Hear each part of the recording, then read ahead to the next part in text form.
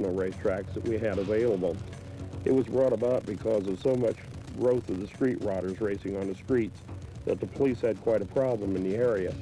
The way they found to cure this problem was to work with the street rodders.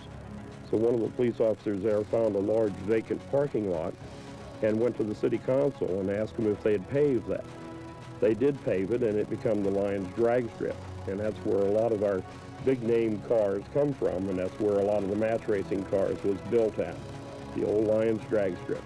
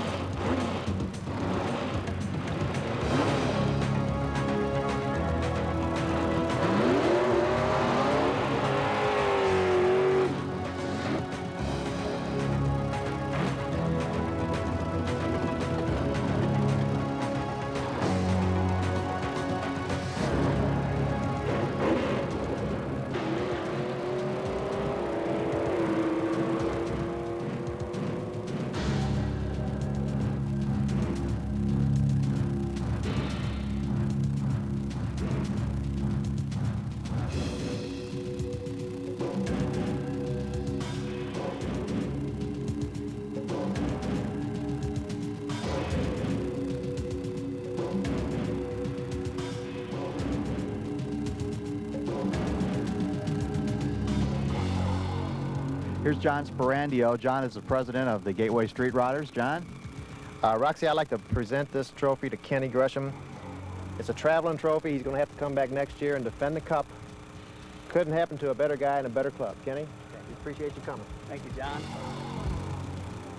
This is one of the better guys you'll ever meet in street riding. And one of the better clubs, by the way, too.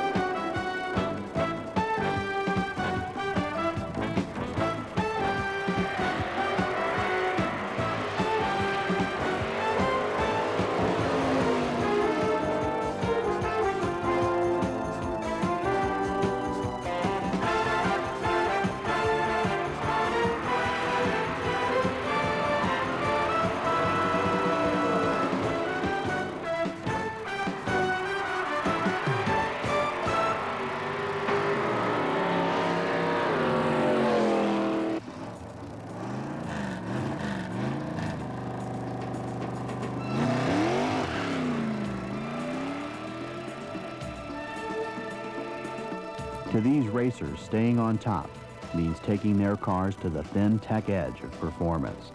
But there is a catch. These highly involved, highly demanding cars continually test the drivers. Pushing them to grow, forcing them to improve, is the only way they can manage the mechanical beast that they've created. The beast is tameable. There are moments when man and machine reach a point of understanding, where, with common goals, they launch down on the quarter mile in a picture-perfect path, front wheels dancing, rear wheels locked to the track, shifts right on the red line. To become a champion takes a driving hunger most find hard to maintain through the season, that desire to win, seeing opportunities instead of problems. Some drivers find satisfaction in the engineering competition. That's the satisfying part of it, the mechanical part of it. For others, thinking, tinkering, hard work, refining, and for still others, it comes right down to what happens when they lay it on the line. A season of championship racing is an endurance test. An endurance test that'll finally last the span of 9 to 20 seconds. It takes experience to bring the infinite numbers of elements that make up the car combination together, the various ingredients that must work in unison. It starts with the engine, a massaged muscle motor. Then, to get the power to the ground, a fine-tuned chassis. But just beneath the surface lurks the dark side, the danger. There is no forgiveness, no margin for error in a race car. No way to cross that line that separates the good run from disaster because of broken parts, because of lack of concentration, or bad luck. The machine will bite the hand that built it.